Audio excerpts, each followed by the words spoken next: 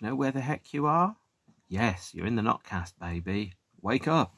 Time to listen to me talk about Guns N' Roses' absolutely awful cover versions album, solo albums, live albums, and a whole bunch of other nonsense.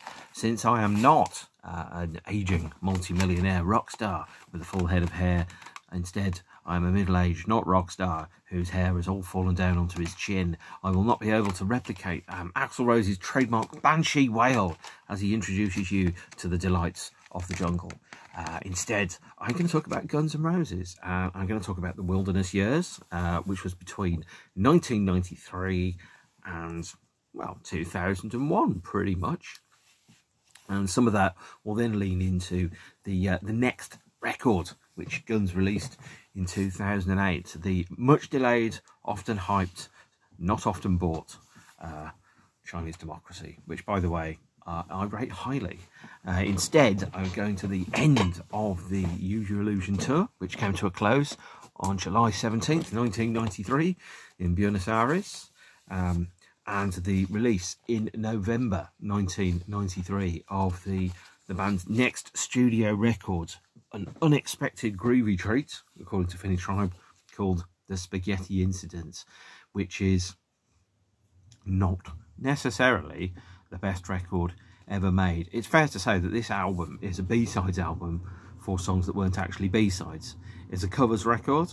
It's about 44 minutes long, and it's not very good.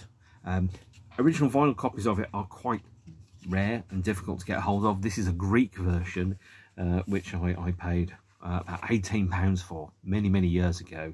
I paid £18 for it because it was put technically beat up to crap and didn't have its original inner sleeve, and was water damaged.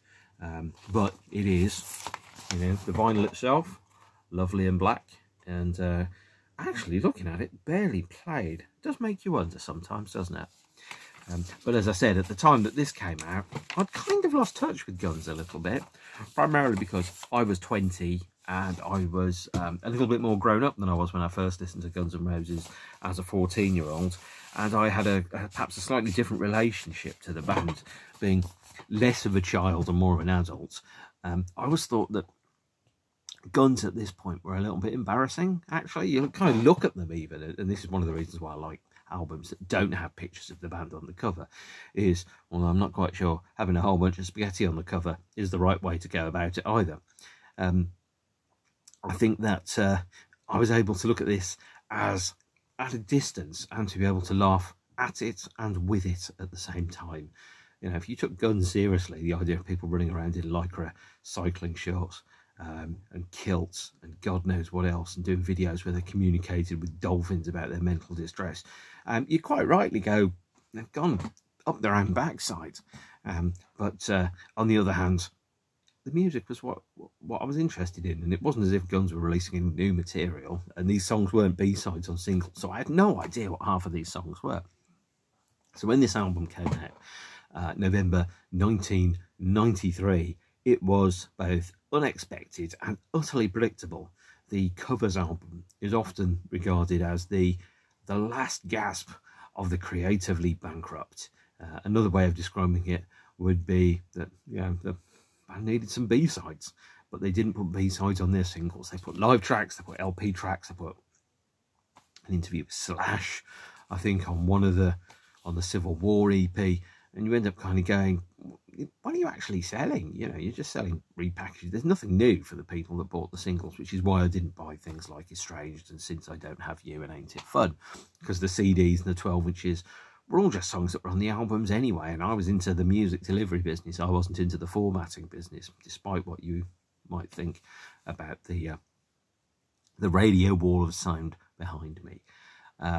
It was the last album that was made by the Use Your Illusion period Guns, and it was recorded on and off between 1990 and 1993. So 7 of the songs were recorded with Izzy on rhythm guitar, although those parts were overdubbed and wiped and re-recorded by Gilby Clarke, the band's touring guitarist.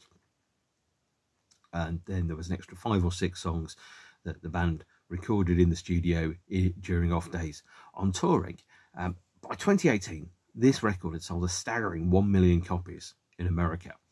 and 2.7 million worldwide, which is almost definitely more copies than Chinese Democracy has sold. When it came out, the band were putting the fun into dysfunctional, it's fair to say. So the tour had finished 5 months previously. Guns really only existed as an entity that gave acerbic interviews and bitched about each other when their respective solo albums came out. And there was a very definite idea that Guns as a band was starting to grind to a halt. I think it's fair to say the Illusion tour was too long, too many casualties along the way, too many shows, too many miles. And whilst the band operated and fulfilled its contractual requirements, it didn't survive the tour at all. So this is the last studio record that Matt Sorum played on, the last studio album that to date Slash and Duff have played on, the only album that Gilby played on, for example. So 5/6 of the band barely appear on anything that's been released after this. I know Dizzy is on Chinese Democracy, but I would think it's fair to say that Dizzy's contribution to Chinese Democracy is not perhaps as weighty as some of the other members of the band. Sorry, Diz. So we've got this record that came out, and just looking at it, and I'm just a little bit confused by it, I must be honest. First and foremost, as I've said before, I think a cover versions album is the last gasp of the Creatively Bankrupt. And here is the CD version of it, which it has 13 songs in total on it, 12 of which are credited. And it features, here's the booklet, which is replicated on the inner sleeve, I think, of the LP. Various members of the band standing next to, various things. And generally there's the impression that there's a kind of, will this do? We'll put this out, we'll finish it, we'll mix it, and we'll do it. But it's not really, it doesn't feel like it's an important part of the band's discography, precisely for the reason that it absolutely isn't. This is B-sides collected onto an album that were never B-sides. And so it starts with, first off, the sequence of the record is wholly incoherent. I would change this dramatically. In fact, the last track on the album, I Don't Care About You, is a song that I would put first. And I'll flip it so that the first song on the album, a cover version of The Seekers' Since I Don't Have You, would be the last song. But that's not how this record works. This record opens with a ballad, one of Gunner's biggest hits, Since I Don't Have You, which, by the way, they've never played live. They played a little bit of it on some shows in 1993, but they've never played it live. And then we've got cover versions of The Damned's New Rose, Down on the Farm, Human Being by New York Dolls, Raw Power by The Stooges. I love The Stooges. Ain't It Fun, which I think is by, is it Hanoi Rocks, I think it is, or Steve Bators. Buck McCain, Hair of the Dog by Soundgarden, and I think Attitude's a Misfits song. Black Leather by the Sex Pistols, which comes on the 6x7-inch Pistols pack, which features no sign of Johnny Rotten, and I think Sid Vicious isn't on it either. And then a cover version of You Can't Put Your Arms Around a Memory, and then last up, I think it's a band called Fear, and their song I Don't Care About You. Or is it Fear or is it X? I don't know anymore. Anyway, basically what Guns are telling us with this is they've got a much better record collection than you have. Do yourself a favour and go and seek out the originals. So Since I Don't Have You is a band called the Skyliners, not the Seekers. And then we've got New Rose, which is sung by Duff. That's a Damned track, which was recorded almost entirely by Duff. And from the same sessions that later birthed Duff's solo album, Believe in Me. So effectively, by the way, Believe in Me is a record that most of Guns play on in some format and some configuration. New Rose is, I think, the same thing. It's also played on the Not in This Lifetime tour. We have Down on the Farm by UK Subs, which was played live by Guns, I think, twice. The first time it was played was unrehearsed at the Farm Aid Festival in 1990, and later used as an example of saying, look, Adler doesn't know the songs, we should fire him. And then, yes, you've got Human Being, which is New York Dolls, Raw Power, which has Duff co-vocals, which is the Stooges, again, during the Duff period. Ain't It Fun is by the Dead Boys, who I've never heard of. And then we've got Buck McCain, which is T-Rex, which goes into Big Dumb Sex by Soundgarden. Hair of the Dog is by Nazareth, and again was played once live in, I think, 1990 and once live in 1988. We've got Attitude, which became a tour fixture and was frequently sung by Duff in 1992. Was a Misfits track, as I said. Black Leather, which was the Sex Pistols, although officially it was technically I think the band was called the Professionals at that point. And then You Can't Put Your Arms Around a Memory by Johnny Thunders, which again is sung by Duff solo. So actually quite a fair chunk of Spaghetti Incident is actually Duff singing. And then we've got I Don't Care About You, which is by Fear. Finally, we have a secret track on this, a track written by esteemed mass murderer, or more correctly disgraced murderer, Charles Manson, which is Look at Your Game, Girl. And I must admit, I have no idea why anybody would put a cover version of Charlie Manson on a record. It's not as if he wasn't a well-known name in the world at all. And you kind of sit there and go, really? Apparently later editions of Spaghetti Incident don't have that track on, and all the royalties from that particular track have been diverted away to the victims or to charitable status. But really, putting a Charlie Manson cover on there is almost as tasteless as the track One in a Million off the Lies EP, which I obviously have previously vocally said is a bag of shit, that particular song. And Look at Your Game, Girl is equally unloved. Now the strange thing is, and this is you will have noticed, tiny bit of text here on the bottom. It's on the CD as well. Now if you're particularly into your serial killers, and obviously Charlie Manson was definitely involved in mass murder, this code on here is taken from a code that was used by the Zodiac Killer in the, I think, the 60s and the 70s, where he wrote coded letters to the police, which, by the way, is the subject of the rather fantastic David Fincher movie Zodiac. The code on there says "fuck 'em all," which I think is unusual. I mean, overall, this whole thing is petulant, devious, and unreliable as a record. It's really poor. I tried listening to it again recently, probably about 3 months ago, to go, does it get any better every time I listen to it? Well, the answer is no, it doesn't. It absolutely doesn't get any better whatsoever. And for the fact that this was for 15 years Guns N' Roses' studio exit from the world was quite a shame. It wasn't really a band that went out in a blaze of glory. It just kind of faded away into nothingness. And considering the band didn't play live, they only did interviews. And they still sold 2.7 million copies. It's staggering that they did. They really did. That you could do a studio record with no original material on, that's all full of covers, and sell nearly 3 million copies is ridiculous, in fact. In fact, almost as ridiculous as what happened next in the storied saga of Guns N' Roses. So we had, obviously we had the Spaghetti Incident, which was cobbled together from various configurations of the band, recording during various days off from their respective tours. And by the way, I will say that there are, I think, 7 songs on Spaghetti Incident that were recorded with Izzy that then Gilby overdubbed his guitar parts onto.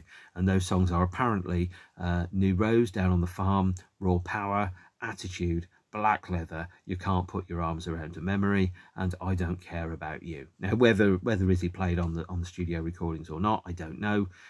Certainly Gilby re-recorded them, and that means that there are actually 5 songs that were recorded after the Use Your Illusion era, recorded during breaks on the tour and other kind of sections, which were Since I Don't Have You, Human Being, Ain't It Fun, Buick McCain, and Hair of the Dog. So it's a real dog's breakfast of an album, and it takes its name, the Spaghetti Incident, from the court case that took place when Adler took the band to court after he was removed from the band for being too drugged up to play in Guns N' Roses, which is actually a thing, by the way, considering the state the band were in. It's pretty surprising.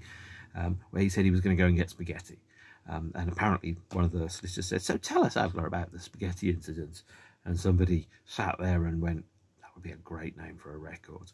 By the way, it isn't a great name for a record. I don't know what a good name for this record is, but the Spaghetti Incident almost definitely isn't it. Axl joked and said it should be called the Pension Fund, primarily because the songwriters were going to get sufficient royalties from this to be able to top up their pensions. So, for example, and I've heard this, is that you know, Diamond Head have made more money out of Metallica covering them on a B-side than they made in their whole career. It might very well be that Guns have had the same contribution to the respective pension pots of the Skyliners and the Damned and the UK Subs and New York Dolls and the Dead Boys and people like that. I don't know. And to be honest, it's not my business. So I'm not even going to look into it, really. But no, the Spaghetti Incident is not good. Not good at all. The best way I can think about it is like it's a record that's made out of cover version B-sides, and not so great. Things happened in the Guns N' Roses world alongside that. Around about the same time that the Spaghetti Incident came out, Duff's solo record, Believe in Me, was released. And then Duff went back on tour to play it live in small clubs, primarily because I think he couldn't quite work out what to do if you weren't touring. And so this was where the first fragments of Guns starting to fall to bits kind of happened. And by the way, the performers that we've got upon the album, so Duff's on it, Slash is on it, West Arkeen, who did backing vocals and sung Don't Cry, I think is on it. We've got Matt Sorum on drums on at least one track. I think Diz is on here. Teddy Zigzag Andreas, the Guns N' Roses harmonica player, is on there. And it's all basically Duff songs, which could have been slotted into Use Your Illusions in the place of So Fine, and kind of writing songs and recording songs in order to keep himself busy, I suspect, and to keep him out of dying. Gilby does a co-write on 10 Years, and then there's a couple of other songs which are just all kind of not amazing. Yeah, not amazing at all. So what we've got is Duff, Slash, Matt Sorum, Gilby, and Teddy Zigzag Andreas playing on this. So if you kind of sat there going, I'd like to hear some more songs that sound like So Fine and Attitude, then Duff's Believe in Me is where to go. And by the way, this is dirt cheap on Discogs. I think I paid £1.75 for my copy, plus postage, of course, which was more than the record itself, and probably more than the record's worth. I must admit, when I listened to this, I didn't get the feeling that I'd been missing out for the past 30 years. And certainly I wasn't vastly interested then in picking up other parts of Duff's solo discography. Sorry, Duff. For the bands that I love, there's got to be a mysterious, magic, mystical factor that compels me to listen to it, and that's not on this record. There was also 1994, a year where Gilby did a solo album called, I think, Kill Me or Cure Me, which I don't have. Axl sings backing vocals on one track, a cover version of the Rolling Stones' Dead Flowers, which Guns had played live in 92 and 93. And if I recall correctly, the Guns version of Dead Flowers does appear on the Use Your Illusion tour videos as part of a guitar solo. I'm not sure it's particularly credited, but if you want the studio version of that, you have to go for Gilby's Cure Me or Kill Me. And listening to that album, by the way, it sounds very much like if Axl had kept Gilby and worked with him and written songs with him, is that you could have had somebody that would have fitted into the rhythm guitar part, who would have been able to write songs. I mean, when you think about Guns from a creative point of view, effectively, once Izzy left, Guns have written very few actual songs in the past 31 years, 32 years now. And it's kind of weird to see a band that have actually got so little make it go so far. It's almost like the Sex Pistols, actually. And Spaghetti Incident is actually very similar to the Sex Pistols' Rock and Roll Swindle. It's an album made by a band that doesn't exist and didn't exist by the time it was released, and kind of cobbled together out of old recordings and bits and bobs to try and create the illusion, use your illusion, of a band that was really no longer functioning in any practical fashion. And so we had the Duff solo album and tour. We had the Gilby record. We had one new Guns song called Ain't Going Down, an instrumental version of which appeared on a Guns N' Roses pinball machine, which is ridiculous when you think about that. And you have Duff touring, probably because he had a fear of being sober. Ultimately, Duff got sober in 1994 after he had a pancreatic collapse and was in hospital and close to death at one point. We get into 1994, and the end of 1994, Gilby says some things about Axl that Axl doesn't like. The checks stop arriving, Gilby's out of the band. There's another guitarist who's brought in by Axl, a chap called Paul Hughes. And Paul Hughes does have some writing credits on some of the original editions of Use Your Illusions. He's a friend of Axl's from way back when in Indiana, and plays guitar, rhythm guitar, on the 1995 release by Guns, the cover version of Sympathy for the Devil by the Rolling Stones, which is effectively almost an attempt by Guns to record something to prove that they can still do it. But it was apparently a very torturous recording session, took a long time to get there, and you kind of sat there going, why are you covering Sympathy for the Devil? You know, the Rolling Stones version is fine and works perfectly well on Interview with a Vampire. But no, Guns and Axl decided that maybe Guns should put a version of it on, and they stuck it on there. This is the only recording by Slash, Duff and Matt with Paul Hughes. And it's not particularly good, actually, at all, I'm afraid to say. It really isn't. We also had, 1995, had the release of Slash's first solo LP. Slash's Snake Pit is the name of the band.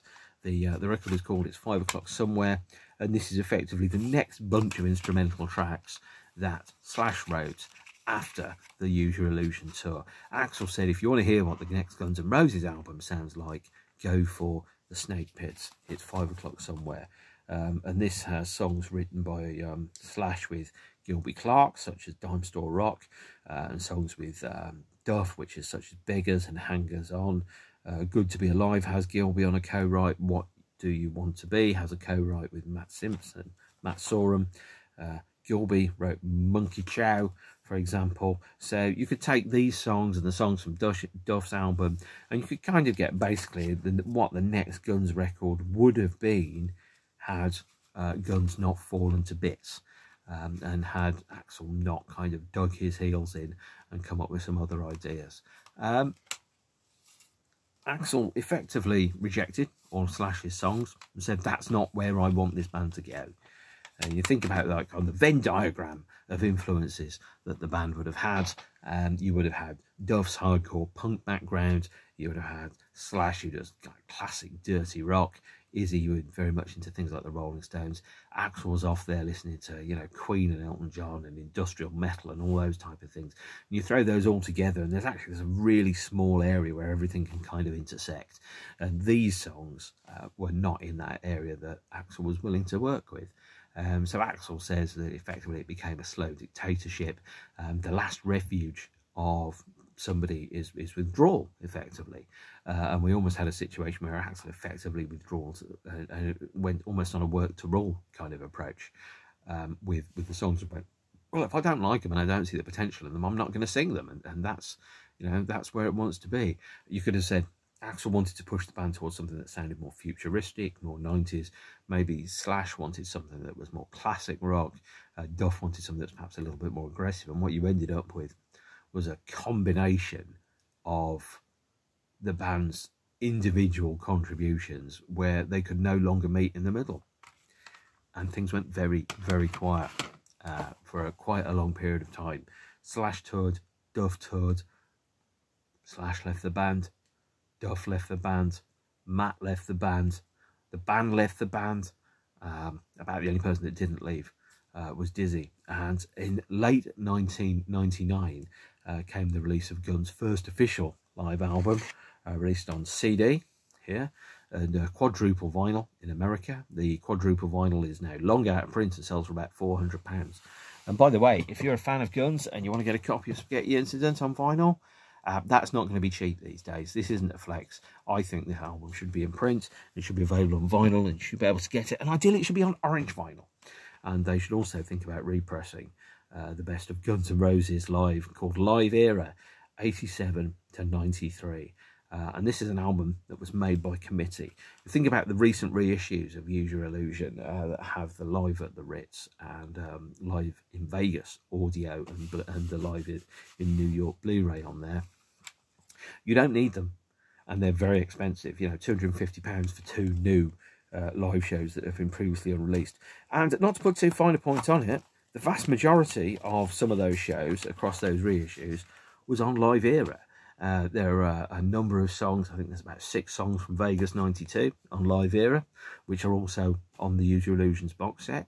There's about 3 songs from Wembley 91, which are on here. A number of songs from Wembley 91 are also on the reissues, the 2 CD editions. And in fact, I think there's even there's a track from New York 91, Dust and Bones, is on here as well. So really, you don't need the Use Your Illusions box set unless you've got more money than sense. This is an album made by committee, if that makes sense, put together with a multitude of different performances and created effectively in the studio. None of the gun shows were mixed with the idea of or recorded with the idea of being released as official live albums. We had the TV broadcast of Brazil, the Rio show in 1991.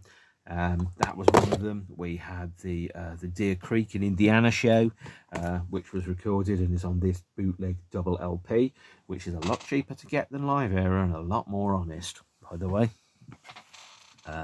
We had the show, I think this is St. Louis, which was turned out to be a riot, a literal, figurative, actual, genuine riot. We had the 2 shows in Japan that became a pay-per-view TV event and were later released as VHS and DVDs. And these were, I think, on television in Japan. We had the Paris pay-per-view concert, which was also... Izzy paid his $25 to see this, and he was watching the band, and all of a sudden they've got 3 horn players and 2 girl singers and like a harmonica player and Gilby, and he's kind of sat there going, it's like watching the Rolling Stones as opposed to Guns. And then we had a number of other broadcasts which appeared. We had the Saskatoon in Canada show, which came out on unofficial DVD. We also had this bootleg box set, Live in South America, which features a number of radio broadcasts and TV broadcasts from 1992. So that would be, this includes Rio, the first or the other Rio show, the Chile show in December 1992, and the River Plate show in Buenos Aires as well. So these were there. There was also, I think, was it Santiago, Sao Paulo. There was a number of other ones that were broadcast on television. Guns never recorded those shows with the idea of releasing them as a live album. It was only when it was 6 or 7 years after the tour, there was nothing by Guns that had come out, is that as a kind of an olive branch to the record label, the remaining members of the band decided to put together effectively a posthumous live album. And Live Era is not amazing, because it never represents an actual gun show.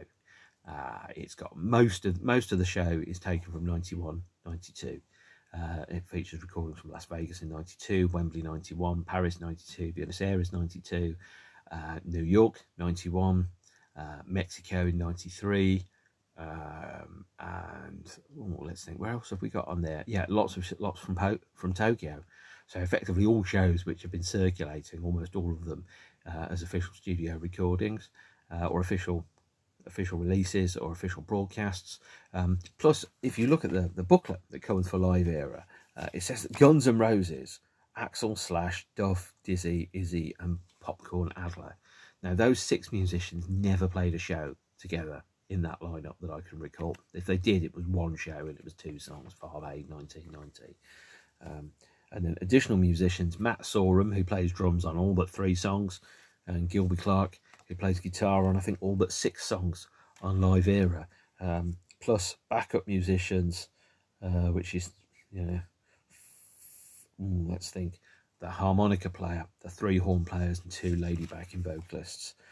But Guns are selling themselves here on if you look at the cover art, it's a bit disingenuous. It's all kind of early rock flyers and going, oh, Guns N' Roses is this wild, crazy, hardcore, burning hot band from the late 80s that played 5-piece shows in tiny clubs. This is Guns, and then towards the end, kind of, yeah, this is all the stadium stuff. These are the bloated arrangements of November Rain, the really long 10-minute versions of Estranged. You know, the Black Sabbath cover versions. About the only thing it doesn't have on is the guitar solos and the drum solos. But fear not, if you really want guitar and drum solos, you've always got your VHS and your DVDs of Live in Japan. And so Live Era is a strange record. You know, you've got vocal lines that are taken from different shows and comped into over the instrumental backing of a recording from one of the other shows. You've got arrangements that perhaps don't always work. You've got references to Las Vegas in there, but then also you've got sections that are clearly taken from, you know, Paris that you know and are familiar with on the DVDs, and yet it says it's the best of Guns N' Roses live. This is not a great live record. It still sold 500,000 copies, which is staggering, all things considered, especially when you consider that, you know, Tori Amos sold like 20,000 copies, and a Guns N' Roses live album sold 500,000. There were still people really interested in Guns, but this is the sound of a dead band dying on stage for money in front of hundreds of thousands of people, and it's not particularly good at all. In fact, you know, the best Guns N' Roses live document that has been released is the New York Blu-ray that's in the Use Your Illusion set from 1991, because that's a 6-piece version of the band playing a small club. Effectively, that's the band playing the tail end of the Appetite for Destruction and the start of the Use Your Illusion tours, and that's, in my opinion, the best version of the band that has been on stage from that period. We have obviously, you know, that idea of sticking to the band in this record, telling you that the band includes Stephen, who plays drums on only 3 songs, 2 of which are acoustic, which are You're Crazy and Used to Love Her, and then you know, saying that Matt, who plays drums on everything else, wasn't really a band member, and that's kind of a bit cheeky. I don't really like it at all. So, the best of Guns N' Roses live era. Apparently some of the vocals were re-recorded in the studio. I have no evidence to either support or disprove this particular statement or allegation, and I have no particular care about that, actually. To me, it sounds exactly like what it is, which is a Guns live album put together after the fact by people that really probably should have recorded a live show and done a live album officially at the time. So there's an element of bolting the door after the horse has left with Guns N' Roses live era. It was a dark time to be a Guns fan, actually, and I must admit I lost interest. I really did, because the band was, I didn't know what was going on. Every week in Kerrang, somebody seemed to have left and somebody else seemed to have joined. Duff left and Tommy joined. Slash left and Robin Fink from 9 Inch Nails joined. Izzy left, Gilby joined, Gilby left, a guy called Paul joined, who no one's ever heard of and never seen and don't know what he looks like. Matt Sorum's on drums, then he isn't on drums. Then a guy called Josh Freese that hardly anybody's heard of is on drums. Then Josh isn't in the band, then Brain's in the band. And then we get to the period of the year 2000. We get the first fruits of the band's new studio configuration in 1999, and that will be the next episode, where I talk about the long-running Chinese Democracy recording and touring period of the band, because there's a lot going on there. So in conclusion, short, sweet by my standards, half an hour. Spaghetti Incident, absolutely inessential. Effectively, it's Guns N' Roses B-sides album. Live era, yep, that's bloated stadium rock at its very worst and its very best at the same time. Good, yes. Great, absolutely not. Don't go to town for it. Worth picking up relatively cheaply. Don't buy it on vinyl, because it was both staggeringly expensive and there aren't that many copies of it. And hopefully somebody at GNR Incorporated will get a clue and go, we need to stick Spaghetti Incident and Live Era back on vinyl. So don't pay for the hyper-inflated second-hand prices of these versions. Wait for the repressings. Anyway, that's bringing that to a close. Thank you very much. I will catch up with you again some other time soon. In the meantime, take care of yourselves and each other. And adios amigos. All right, bye.